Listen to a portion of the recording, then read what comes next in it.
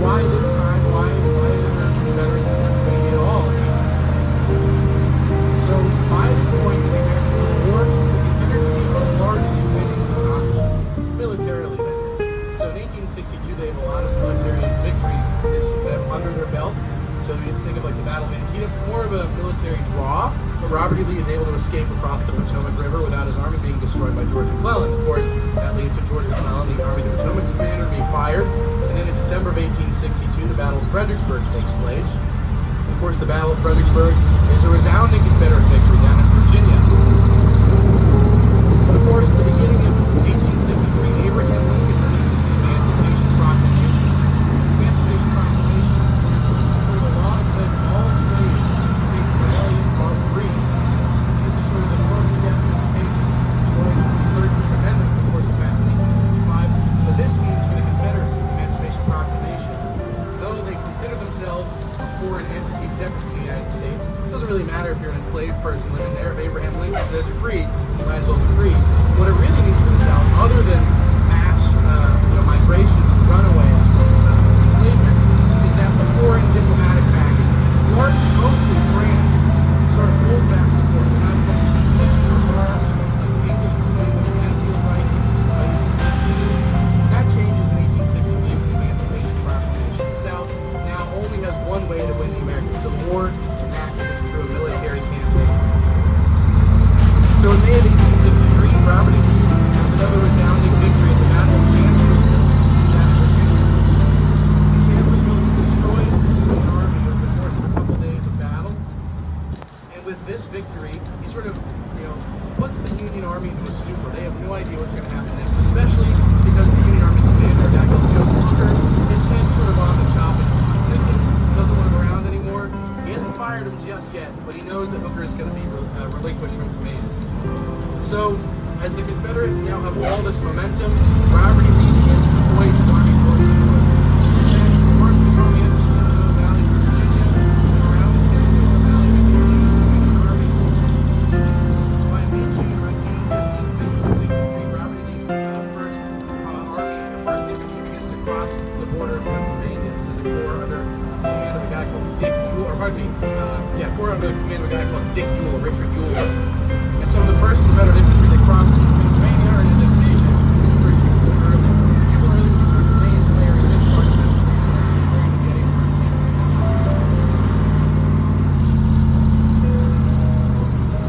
So of course, Robert Lee's target in the Gettysburg campaign is not just Gettysburg. Well, the Gettysburg campaign was obviously, but he wants to target a major northern city in Pennsylvania, and that's likely to know Harrisburg. Harrisburg is just across the Susquehanna River, but not only is it part of the capital of Pennsylvania, where Andrew Curtin, the governor, resides. Andrew Curtin, notorious, famously renowned Lincoln supporter, but also it's a major northern city with railroad connections and highways that lead to places like Philadelphia and New York City. So, to get to Harrisburg, Robert E. Lee knows he has to cross. One is up in Harrisburg. One is here between Wrightsville and Columbia. There's a covered bridge built between 1834 and 1835. It spans the entire river. And the next is just a couple miles down there. There's an old canal bridge across the river. Up in Harrisburg, the Union have Pennsylvania emergency militia guarding the city, but it's not really enough to sort of stop the Confederate force. So what that means is that when Confederate cavalry reaches Mechanicsburg, just across the river from Harrisburg, they report back to headquarters and they say Harrisburg is undefended. If we can get across this river, the city is ours. So they have to find a good crossing. The Confederates approach York in late June of 1863, and the town's council of York comes out and they surrender the town. Now some people like to chalk it up to York being more Southern sympathizers, or maybe they're just A-OK with the Confederates. That's of course not true. We know the town council of York is actually horrified of the Confederates. They were afraid that the Confederates were going to hold the town for ransom, or worse, sack and burn the town. So York surrenders, becomes the largest northern city to surrender during the war. But Jubal Early uses York as sort of a command center. And from York, he gets this order from Richard Ewell, his corps commander. Richard Ewell says to burn the bridge between Wrightsville and Columbia because he's afraid that the Union Army is going to utilize it to send ammunition or troops across the river. But Jubal Early has another plan. They farm the historic Mifflin Farm You can see the house over there on the hill. The house is called Hybla. It was built between 1800 and 1801 by the Mifflin family. The Mifflins were very active on the early sort of chapter of the Underground Railroad, before it was the Underground Railroad. We normally associate these activities of helping freedom seekers to freedom with being very discreet and hidden and having hiding places or tunnels. We know a lot of that's not really true, and most of the hiding places come after 1850, the passage of the Fugitive Slave Law. But the Mifflins were operating on this network to freedom between York and Lancaster far before that. So between 1801, when the house is built, in the 1840s, making it a really early example of an Underground Railroad route. And what makes it really remarkable, not only is it really early, but it's really organized. And it's organized between white and black families. So all the way from York to Lancaster, freedom seekers coming up from primarily Maryland or Northern Virginia, they're being passed between a white family to a black family to a white family to a black family. So there's this really organized network, a biracial network of Americans who are helping freedom seekers find their way across the Susquehanna River. Here at the Mifflin farm, we have 3 recorded instances of activity on this network to freedom. The first one we have is an enslaved man from Baltimore. And his owner died, and the mistress, or rather the widow of the owner, mistress, whatever, we'll throw those words around, I guess. The widow of the owner was going to sell him. She didn't need him anymore. She didn't want him anymore. She needed more money, so she was going to sell him. And one of the family friends actually had befriended this enslaved man, and he told him, she's going to sell you. Here's $5. Get out of Dodge. So this man walks all the way from Baltimore into Pennsylvania. And one thing I think it's really important to highlight in these stories is that these freedom seekers pretty much left on their own accord. They were taking their own agency into their own hands, and they were deciding to leave without knowing, where the border between Pennsylvania and Maryland was. So oftentimes these people had no idea where they were until they reached a house. And importantly, they had no idea that there was communities or organized networks of people who were willing to help them. They thought they were going to sort of fly it solo the entire way until they hopefully found themselves in Philadelphia or a large northern city. But so this man, he walks all the way from Baltimore, and he winds up in Gettysburg. He's passed off to Gettysburg to York. Then from York, he's told to go to here, in the Mifflin house.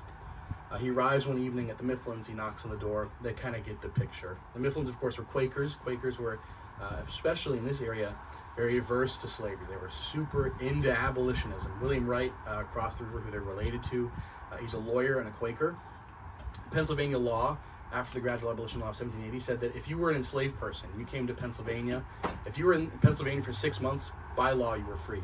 So William Wright, relative of the Mifflins here, he would sort of keep track of any enslaved person that came into Pennsylvania in this area, and he would keep track of how long they'd been there. And the minute they were over 6 months, he took their owner to court, and he freed numerous people that way. And the Mifflins, they have this guy come up to their door, and they let him in, and in the front parlor, they set him a bed, but all night they hear him pacing the floor. And in the morning they come down, they ask him what's wrong, and he says that he's left his family behind, and he doesn't know what to do. Should he keep going? Should he turn around? We know that he's ferried across the river by a local black man named Robert Loney, and he's taken to Columbia, but after that, no clue. We have no idea what happens after that. Another story, there's 3 generations of enslaved people come up through here. A grandmother, a mother, and a child stay in the front parlor. But another sort of impactful story is there's a group of 13 freedom seekers that end up in the front parlor of the Mifflin house in the 1830s. And Samuel Mifflin, who lived primarily in Columbia for a while before inheriting the house in the 1840s, this was his parents' house. And he would come to visit in the summers. And he remembers coming over one day. He's coming up the lane. He goes into the house. He turns the corner, and in the front parlor, there's these 13 freedom seekers set up there. And they're there for 2.5 days. It's a really stormy season on the Susquehanna. The water levels are too high, too fast, so they're sort of shuttered into the house. And he remembers seeing the windows shuttered, and kind of alarmed by that, but once he sees what's going on, kind of gets the picture. Frustratingly, of course, much with most of these stories, these are the only documented ones, which probably means there are more, which is great. But frustratingly, we have no idea what happens to these people. We have no idea what their lives were like beforehand, what their lives were like after. So the only place they really exist, speaking into the historical record, is in the front parlor of the Mifflin house here. The Mifflins get out of the game, so to speak, by the 1850s. After the 1850 passage of the Fugitive Slave Law, which allowed Southerners to enter northern states and seek of lost property, the railroad is already in Wrightsville. It's built, and it goes across that covered bridge. And that sort of obviates the Mifflins' involvement in the Underground Railroad. This is when you see more sort of hiding places, because now it is a federal crime to harbor freedom seekers. And some local black businessmen from New York, William Goodrich, as well as others across in Columbia, they begin to build train cars with secret compartments in the back. And when freedom seekers come to them, they put them in these secret compartments in the train cars. And as they're being towed across the river, you can imagine it's pretty uncomfortable. You're sort of stuck in the back of a stuffy train car, but you're also being pulled across the world's longest covered bridge. It's over a mile long. Yeah, a little stuffed in here, a little warm, not very breezy. But yeah, so you can imagine it'd be pretty uncomfortable. And of course, because it's a covered bridge and they're using coal-fired trains, they can't rocket through. They got to be pulled through. So this is an endeavor of hours and hours and hours. And they would go off to either William Whipper or Stephen Smith in Columbia, two of the richest men in Columbia, both of which were black. And they would either put them in their train cars or take them to Daniel Gibbons in Birmingham, who would then take them to places like Philadelphia. So this is the context of the area that the Confederates are invading in 1863. So the very covered bridge that brought so many people to their freedom, that William Whipper described as the last sort of obstacle to slavery. This is the bridge that the Confederates, an army who's fighting for the continued enslavement of these freedom seekers, it's sort of all coming together here. It's sort of this overlapping, overarching story. And we'll get into that battle. So John Brown Gordon, of course, shows up about a mile west of us on the road, now 462, the old Route 30, which is the road between Wrightsville and York. We'll talk about him as we get out there.